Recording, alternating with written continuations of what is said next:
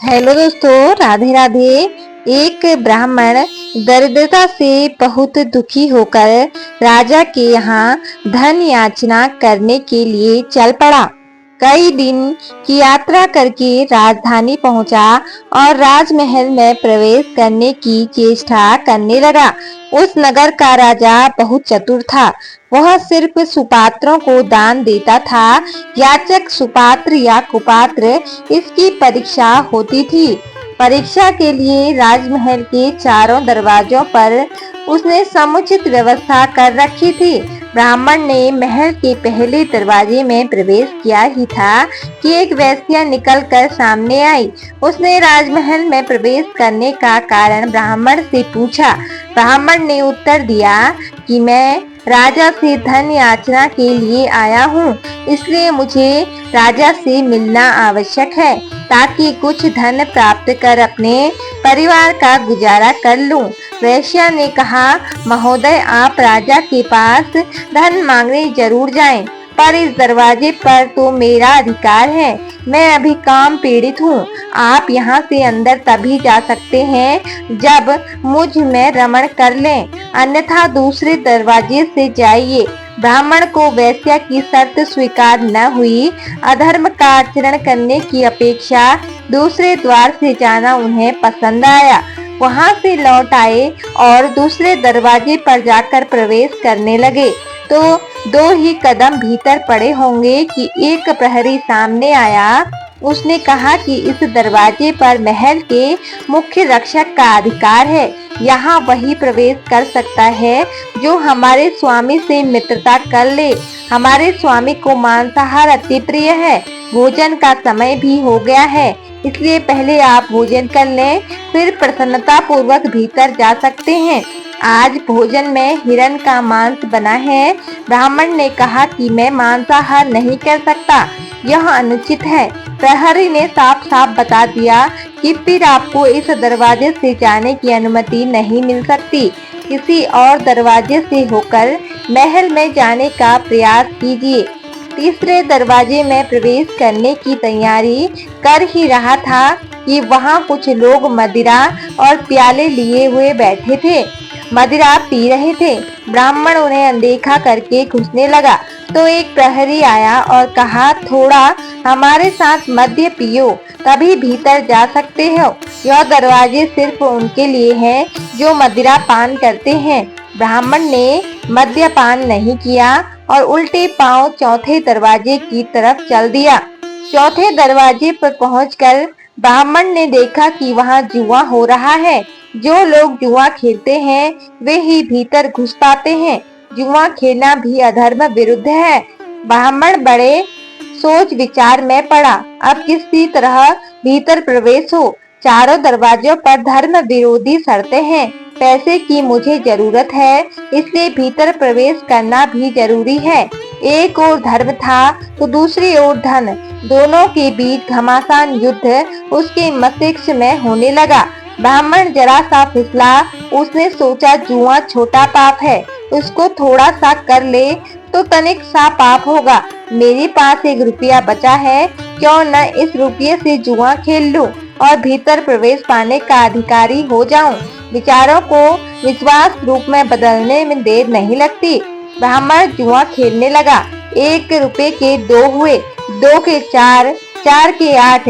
जीत पर जीत होने लगी। ब्राह्मण राजा के पास जाना भूल गया और अब जुआ खेलने लगा। जीत पर जीत होने लगी। शाम तक हजारों रुपयों का ढेर जमा हो गया। जुआ बंद हुआ। ब्राह्मण ने रुपयों की गठरी बांध ली। दिन भर से खाया कुछ न था। भूख जोर से लग रही थी। पास में कोई भोजन की दुकान न थी। ब्राह्मण ने सोचा, रात का समय है, कौन देखता है, चलकर दूसरे दरवाजे पर मांस का भोजन मिलता है, वही क्यों न खा लिया जाए। स्वादिष्ट भोजन मिलता है और पैसा भी खर्च नहीं होता। दोहरा लाभ है। जरा सा पाप करने में कुछ हर्ज नहीं। मैं तो लोगों के पाप के प्रायश्चित करता हूँ, फिर अपनी क्या चिंता है, कर लेंगे कुछ न कुछ। ब्राह्मण ने मांस मिश्रित स्वादिष्ट भोजन को छककर खाया अस्वाभाविक भोजन को पचाने के लिए अस्वाभाविक पाचक पदार्थों की जरूरत पड़ती है। तामसी विकृत भोजन करने वाले अक्सर पान, बीड़ी, शराब की शरण लिया करते हैं। कभी मांस खाया न था, इसलिए पेट में जाकर मांस अपना कर्तव्य दिखाने लगा। अब उन्हें मद्यपान की आवश्यकता महसूस हुई। आगे के दरवाजे की ओर चले और मदिरा की कई प्यालियां चढ़ाई। अब वो बहुत 3 प्रकार के नशे में थे। धन काफी था, साथ में सो धन का नशा, मांसाहार का नशा और मदिरा भी आ गई थी। कंचन के बाद सुरा के बाद सुंदरी का ध्यान आना स्वाभाविक है।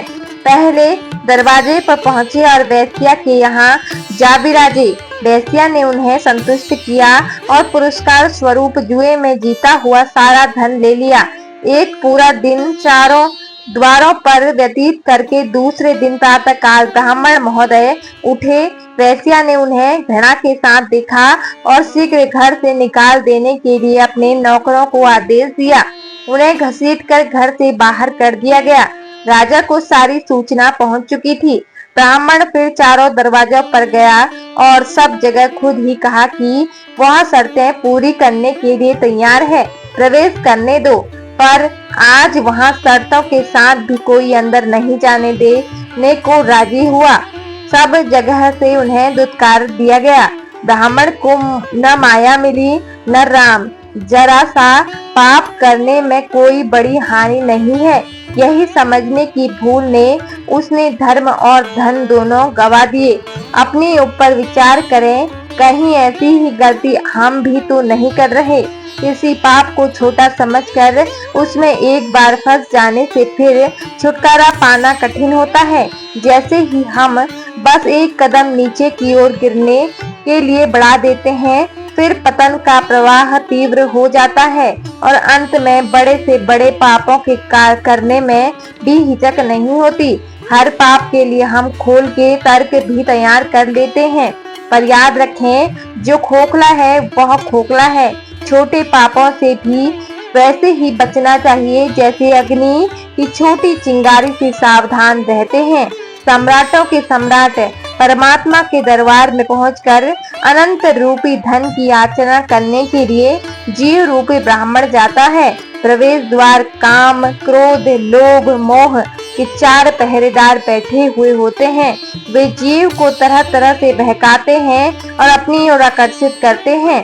यदि जीव उसमें फंस गया तो पूर्व पुण्य रूपी गांठ की कमाई भी उसी तरह दे बैठता है जैसे कि ब्राह्मण अपने घर का 1 रुपया भी दे बैठा था।